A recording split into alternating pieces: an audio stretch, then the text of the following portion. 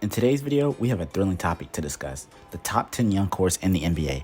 These dynamic groups of talented players are lighting up the league, and I can't wait to break it down for you. So without further ado, let's jump right into the video.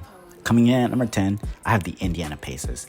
Led by Tyrese Haliburton, Benedict Mathurin, Chris Duarte, and others, this roster is very fun to watch, and I can see them in the future being a really good playoff team and a perennial playoff contender. Coming in at number 9, the Sacramento Kings. Led by two studs in Malik Monk and De'Aaron Fox, along with Domantas Sabonis and others, such as Keegan Murray. This Kings roster was already a force to be reckoned with in the Western Conference, facing off against Golden State and taking them to 7 games. Coming in at number 8, the Cleveland Cavaliers. Just missing the cut in this was Donovan Mitchell, coming in at 26 years old, and the criteria was 25 years or younger. He missed the cut, but they do have a lot of other studs. Evan Mobley, a player I'm really fond of, came in and made this list, obviously.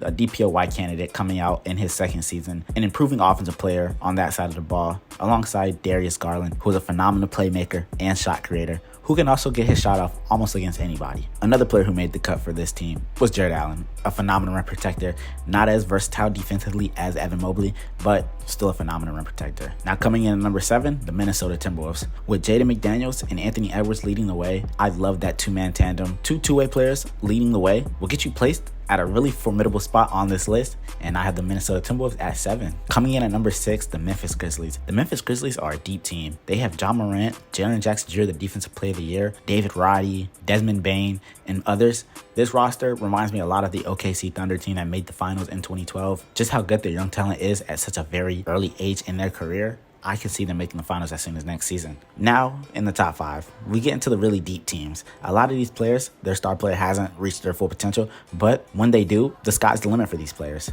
Now, coming in at number 5, the Pistons. The Detroit Pistons have Cade Cunningham, Jalen Duren, Jaden Ivey, Asar Thompson, James Wiseman, Isaiah Stewart, Marcus Sasser, Isaiah Livers, Killian Hayes, and Hamidou Diallo. I like a lot of the guys on that Pistons roster, including Cade Cunningham. I have a video about Cade describing him to be the best player in the NBA in a couple years, just because he has that kind of potential. Another guy I really like is Jalen Duren, Dwight 2.0. Obviously, big Magic fan. Dwight is my guy. So when watching Jalen Duren, I see a lot of prime Dwight in him. We know Jaden Ivey, the crazy explosive speed, change of burst, change of direction, should I say. Asar Thompson, we know who Asar Thompson is. OTE's finest, finals MVP. What's not to like about his game outside of the jump shot? And a lot of these other guys in the back half of this young core, James Wiseman, Stewart, Sasser, Livers, Hayes, Diallo. We know what Hayes is. He didn't pan out as the 7th pick in the draft. Diallo's more of a role player. Livers, role player. Sasser, he has upside, but minimal due to him being an older player. Wiseman, number 2 pick in the draft, didn't really pan out in Golden State. And now on the Houston Rockets side of things,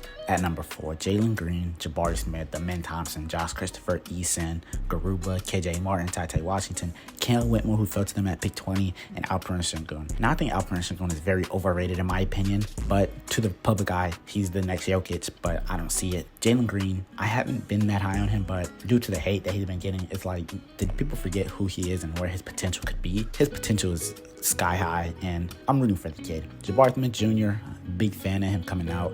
I did think the Magic were going to take him, but I thought Paolo was the best player. However, I'm still high on Jabari Smith Jr. I think he can be a 6'9" Klay Thompson, and if the shot really starts falling for him, he's going to be all right because he's an excellent defender. Now, Amen Thompson, he does everything on the basketball court except shoot the ball well, and if that jump shot starts falling, he's going to be virtually unguardable. Now, like the Detroit Pistons, these back half guys, Christopher, Garuba, Martin, Washington, they're going to be role players. Whitmore has potential to be a superstar in this league, but will he get there? I don't know. He did fall due to injury concerns, but if he stays healthy and everything works out, he's going to be fine. Coming in at number 3, the San Antonio Spurs, the team that just drafted Victor Wembanyama. The Spurs are going to be really good for the next 20 years. Why? Because they have Victor Wembanyama, Keldon Johnson, Devin Vassell, Blake Wesley, Jeremy Sohan, Sandro Mamu, Romeo Langford, Trey Jones, Zach Collins, Sidi Sadoko, Malachi Branham, Charles Bassey, and Dominic Barlow. Forget everybody else I just said. Victor Wembanyama is on their roster, so that gives you 10 to 15 years in the league to be a really good team. And everybody else, like Keldon Johnson, Vassell, those are going to be really good second and third options for this team, because I think the San Antonio Spurs are going to be in the play-in next year.